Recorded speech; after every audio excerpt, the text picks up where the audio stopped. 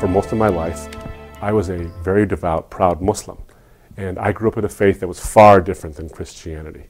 I spent my time engaging non-Muslims of every stripe, whether they were Christians or Jews or Hindus or Buddhists or atheists, over whether or not their worldviews were true and mine was true. And I would challenge them and say, your worldview is false, but Islam is true. But then I encountered some challenges myself. People were challenging me back and saying, maybe you should consider the gospel. Now, I didn't go easily. It took me 9 years of searching, of asking those why questions, to finally see that the gospel actually answers all of our important why questions in ways that touched my mind and my heart.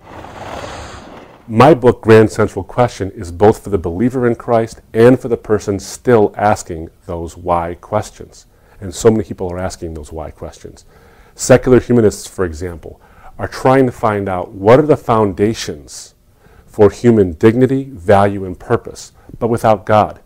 Pantheists, whether they're Hindus and Buddhists to Scientologists and New Agers, are asking how do we deal with or escape suffering while claiming that suffering is only an illusion. And then Muslims are asking how do we worship a God who is truly great, but a God who is distant and unknowable or not relatable.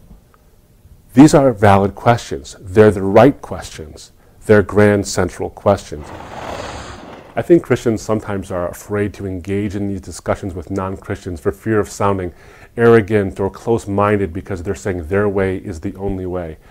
I've found some of the more profound relationships I've ever had are with people with whom I disagree very, very much. And we've had wonderful conversations, and I hope Grand Central Question will foster those conversations so that they're more meaningful, they're deeper. These are the most important issues we can face, and I think if we can offer these answers to non-Christians in a way that affirms their question, their Grand Central Question, but says the gospel can offer you an answer to that question, we affirm them in their quest while giving them a substantive answer in the gospel.